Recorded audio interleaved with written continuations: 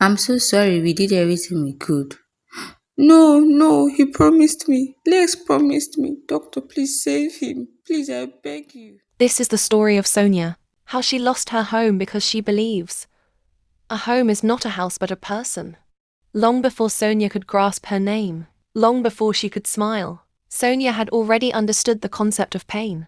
She was born into a typical African home, where emotions were considered weakness, where silence was strength and where love had to be earned.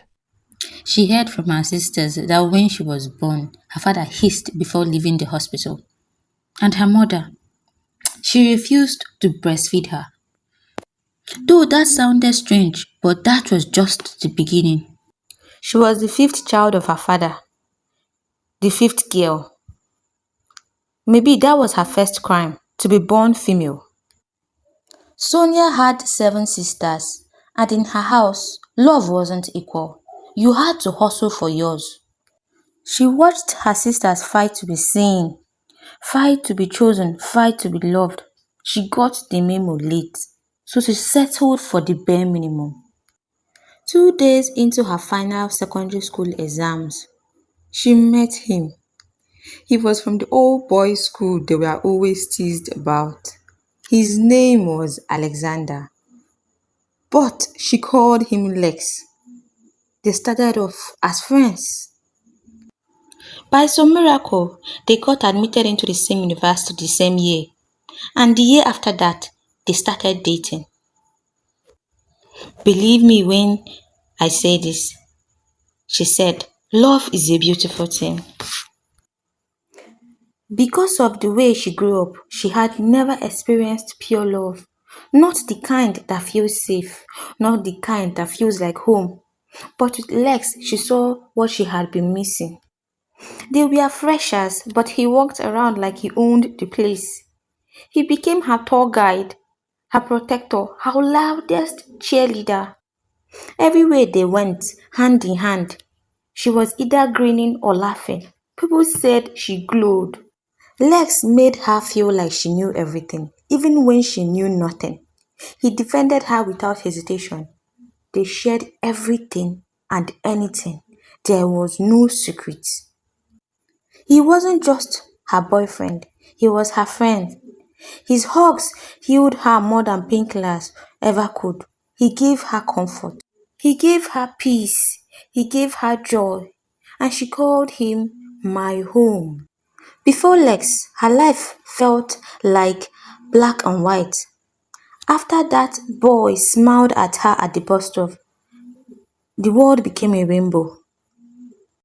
He encouraged her to switch to fine art and bought her first paintbrush and color palette. He used to say, Sonia, you have to look beyond what you see. He was unconventional, optimistic like tomorrow, and slowly she started seeing life through his eyes. Fast forward to their final year, they had dreams. Sonia wanted to be the Nigerian Pablo Picasso. Alex wanted to be an Ernest Hemingway. They made plans from an A to Z. Life wasn't easy. They were sending out CVs left, right, and center. And they promised each other something. No matter what, they wouldn't give up. And then life happened. One fateful morning, Sonia woke up to a text from Lex. She smiled even before opening it. But when she did, it wasn't him. Good morning, Sonia. It is Alex's mother. Alex had an accident. We are at the hospital. In that moment, her heart stopped beating, but somehow she was still breathing. She threw on a jeans and a t-shirt and ran out of her house.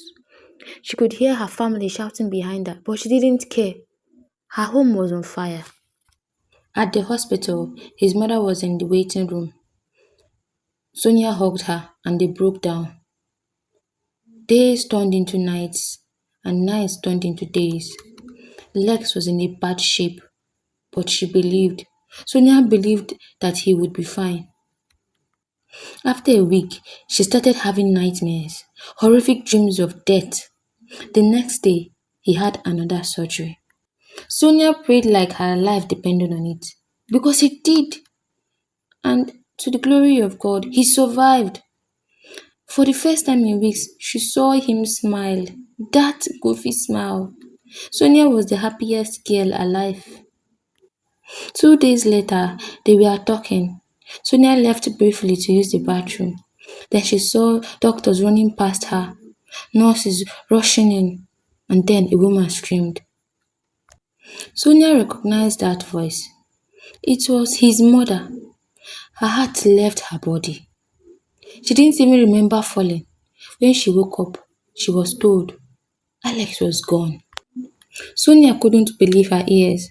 1 minute she was laughing, the next minute she was learning how to breathe without the person who taught her how to live.